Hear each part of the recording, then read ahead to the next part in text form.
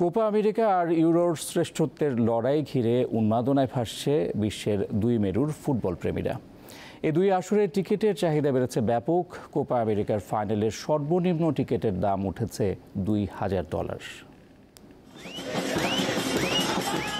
লাতিন আমেরিকার শ্রেষ্ঠত্বের শেষ মহারণের মঞ্চে নামার অপেক্ষায় বিশ্ব চ্যাম্পিয়ন আর্জেন্টিনা, আর প্রতিপক্ষ কলম্বিয়া দীর্ঘ 28 বছর পর খেলবে কোপা আমেরিকার ফাইনালে।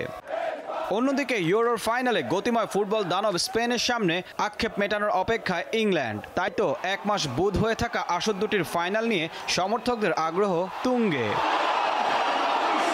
যুক্তরাষ্ট্রের ব্যবসাভিত্তিক সাময়িকী ফোর্বসের প্রতিবেদন বলছে, সর্বনিম্ন $2,137 বিক্রি হচ্ছে কোপা আমেরিকার ফাইনালের টিকিট। দ্য অ্যাথলেটিকের মতে টুর্নামেন্টের আগের ম্যাচগুলোতে গড়ে $200 পাওয়া গেছে টিকিট। ফাইনালে তা বেড়ে গেছে প্রায় 10 গুণ। তাই তো ফাইনালের টিকিটের গড় মূল্য দাঁড়িয়েছে $4,024। এই ম্যাচের সবচেয়ে দামি টিকিটের মূল্য ঠেকেছে $66,765।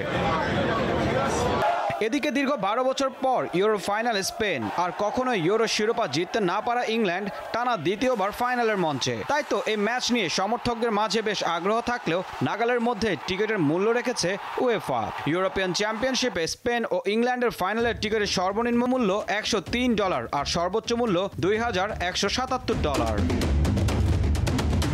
ফ্লোরিডার হার্ড রক স্টেডিয়ামে বাংলাদেশ সময় আগামী সোমবার সকাল 6টায় শুরু হবে কোপা আমেরিকার শিরোপা নির্ধারণী ম্যাচ। এর আগের রাত 1টায় জার্মানির বার্লিনে ইউরোপের সেরা হওয়ার মিশনে নামবে স্পেন ও ইংল্যান্ড।